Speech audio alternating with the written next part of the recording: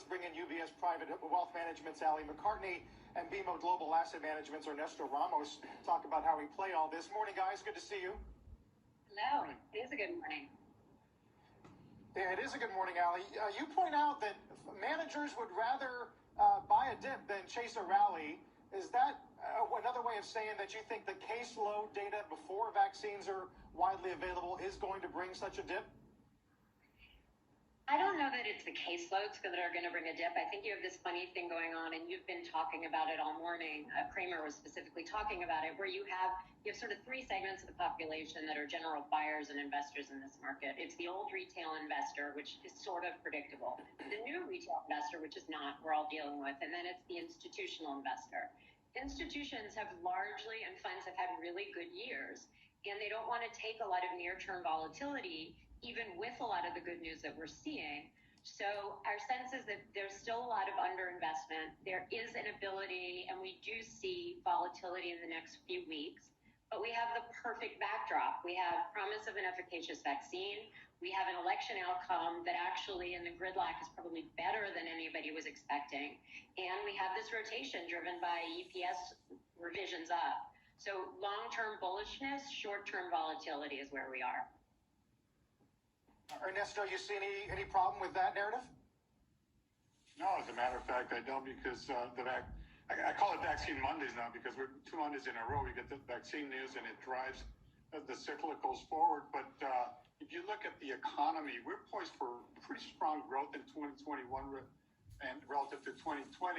And also, especially important, the earnings growth in the S&P 500 is expected to be, by the consensus estimates, about 30% in 2021 after having dipped 18% in 2020. So the fact that we can now see through to the end of the COVID pandemic because of the presence of the vaccines allows the market to just focus on that outcome at the end of 2021 and disregard the bad news around the short term, which is really bad in terms of who it impacts, but for the market, it allows the vaccines allow to go through and see to the end of this event. So we think the conditions are good for value stocks in particular to outperform growth stocks, given the fact that we're seeing through this to the end now. But Ali, if markets are already pricing in what they expect will happen by the end of 2021, I mean, how much is this front loading and what will actually happen when we get to next year and some of these developments that we've been talking about for so long start happening? Will the market sell off then? That's a great question, Kayla. So there is still some TBD in terms of tax policy and how that affects investors. We don't anticipate our normal scenario now anticipates, Georgia staying where it is. And so basically having gridlock, which tends to be really good for markets and takes a lot of the very both leftist and right-hand things off the table. So a lot of the tail risks. So we think about half of the upside in the S&P because of a vaccine is priced in. We think there's probably another 2.5% to come.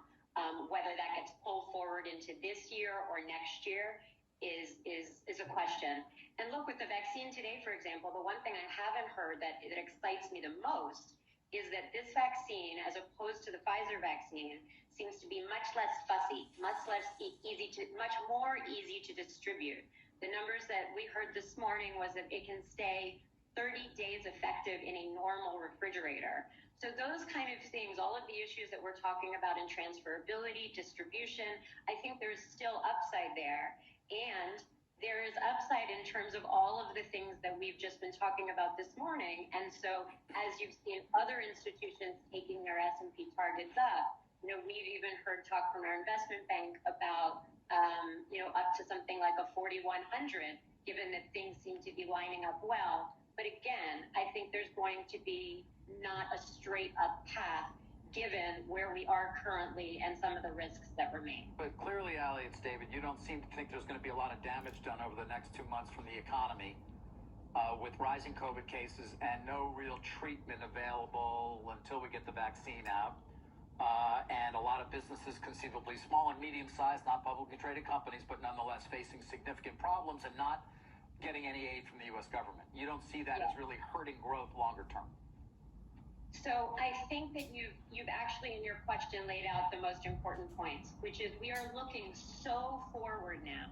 We know that we are headed into personally, markets, and professionally a long dark winter, right? We are not in a good place. There is going to be economic damage. We had Biden come out this morning and say that there will be no mass, a countrywide shutdown. So yes, I do think there's going to be damage. I don't know that it's going to be priced into the market. I do think that the $2 trillion we thought we might see in fiscal, we now think is probably 500 to a trillion, and that might disappoint markets for sure.